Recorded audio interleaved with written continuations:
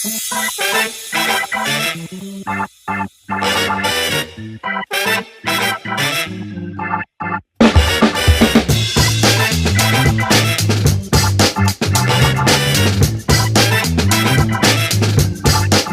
Assalamualaikum. Aku Kimi. Lebih dikenali dengan Kimi Cooper lah dekat TikTok, YouTube, Instagram aku dan YouTube aku pun Sisik Gumpau.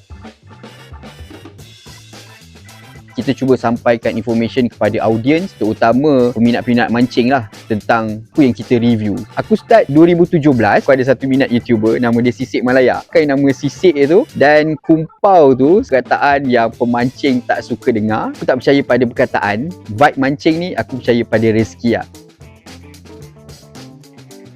Dia ada vibe yang menenangkan lah. Kalau korang stres, korang pergi lah mancing.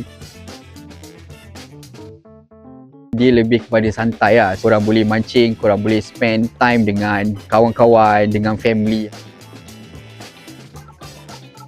Kita cuba buat trip memancing dan kita ajak pemancing-pemancing yang dalam TikTok, dalam YouTube, dalam Instagram yang daripada tak kenal, kita jadi kawan. Mula-mula print sikit je lah untuk kita pakai. Tapi disebabkan design kita ni orang minat, so ada demand lah. Dan kita buat pre-order lah. First quality baju, the second one is printing punya quality lah. Basuh 2-3 kali terkopik, itulah masalah dia.